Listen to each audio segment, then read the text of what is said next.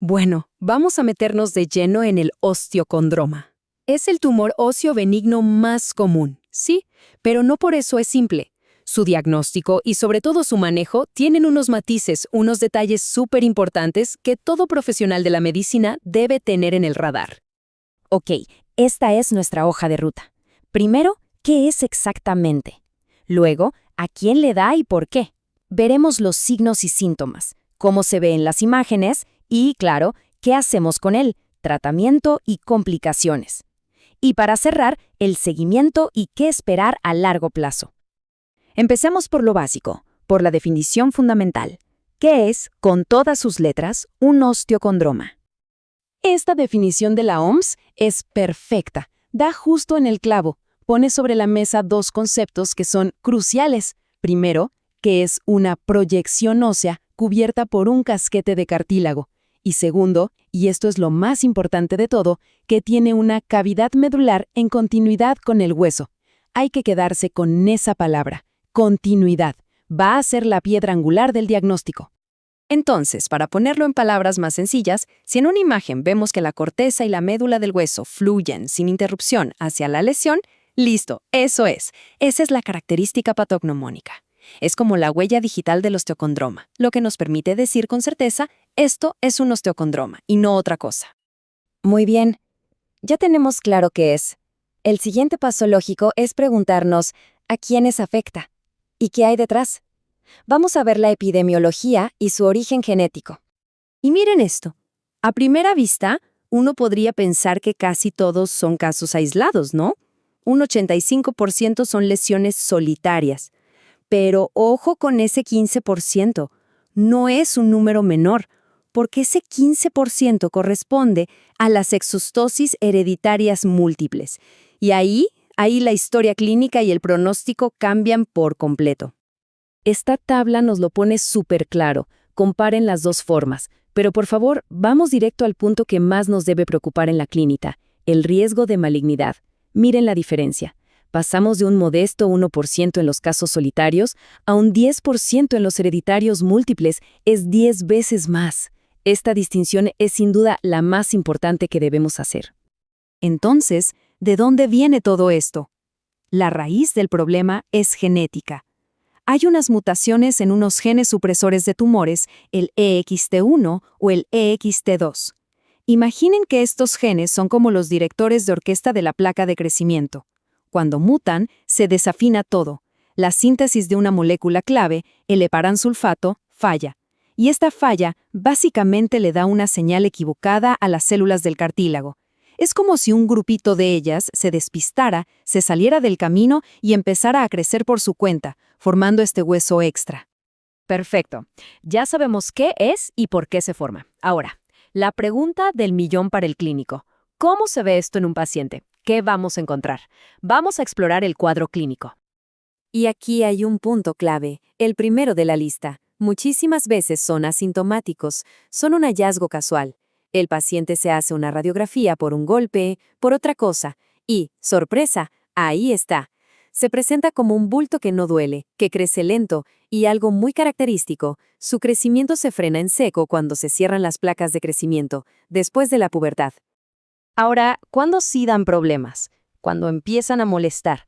Los síntomas casi siempre aparecen por lo que llamamos efecto de masa, o sea, el tumor crece tanto que empieza a chocar con lo que tiene al lado. Puede apretar un nervio, una arteria, puede doler simplemente por el roce, o incluso fracturarse. Y en los casos de exostosis múltiple, la cosa se puede complicar más, llegando a causar deformidades serias en los huesos. Ok, ¿y cómo lo confirmamos? Aquí las imágenes son las reinas. El diagnóstico es fundamentalmente radiológico. La primera parada, y muchas veces la única que necesitamos, es una buena radiografía simple.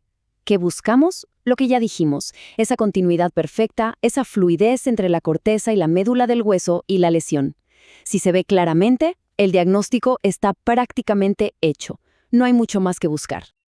Pero, a ver, no siempre es tan fácil. A veces estas lesiones se esconden en lugares con una anatomía súper compleja como la pelvis, la columna o la escápula. Ahí la radiografía simple se nos puede quedar corta. Y es en ese momento cuando entra en juego la tomografía. La TC nos da un detalle del hueso espectacular y nos permite confirmar esa continuidad sin lugar a dudas. Ahora bien, si la sospecha va por otro lado, si lo que nos preocupa es una posible malignización, entonces cambiamos de herramienta. La resonancia magnética es el gold standard en este escenario. ¿Por qué? Porque es la única que nos deja ver y medir con precisión el casquete de cartílago. Y el grosor de ese casquete, como vamos a ver, es nuestro principal indicador de alerta. Bien, ya sabemos diagnosticarlo. Ahora tenemos que hablar de qué hacer y, sobre todo, de qué puede salir mal. Entender las complicaciones es clave para decidir el tratamiento. Y esto nos lleva directamente a la pregunta del millón. ¿Cuál es la complicación que más nos quita el sueño con un osteocondroma? Aquella que define toda nuestra estrategia de seguimiento. La respuesta es la transformación maligna a un condrosarcoma. Y este gráfico lo dice todo. Vean la diferencia abismal. Para una lesión solitaria, el riesgo es bajito, 1%. Pero para alguien con exostosis múltiple hereditaria, el riesgo se dispara, hasta un 10%. Estamos hablando de un riesgo 10 veces mayor. Es un mundo de diferencia. Por eso es vital tener clarísimas estas banderas rojas.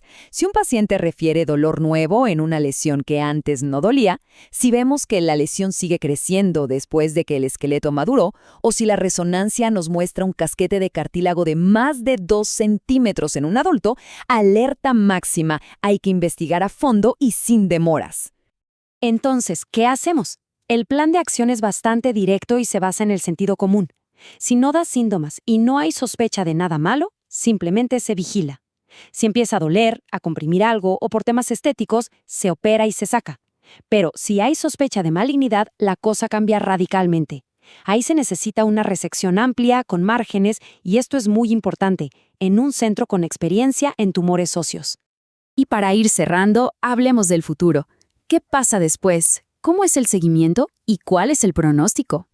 El seguimiento a largo plazo es un trabajo en equipo. Por un lado, educar al paciente. Necesita saber que tiene que avisar si nota cualquier dolor nuevo o si el bulto crece. Por otro lado, nuestra vigilancia activa, especialmente con los pacientes de EHM. Y una buena noticia, si la lesión se saca por completo, la probabilidad de que vuelva a aparecer es bajísima, menor al 2%. En cuanto al pronóstico, las noticias son muy buenas. Un osteocondroma como tal es benigno, no afecta para nada la expectativa de vida. El panorama solo se complica si hay una transformación a condrosarcoma. En esos casos, el pronóstico ya no depende del osteocondroma original, sino del grado del nuevo tumor. Y para terminar, cerremos el círculo volviendo a la genética. Conforme vamos desentrañando más y más sobre los genes EXT, inevitablemente surge una pregunta, ¿no? Una pregunta con mucho futuro.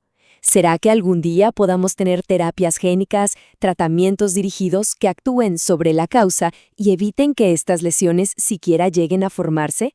Sin duda, es un campo de investigación fascinante que vale la pena seguir de cerca.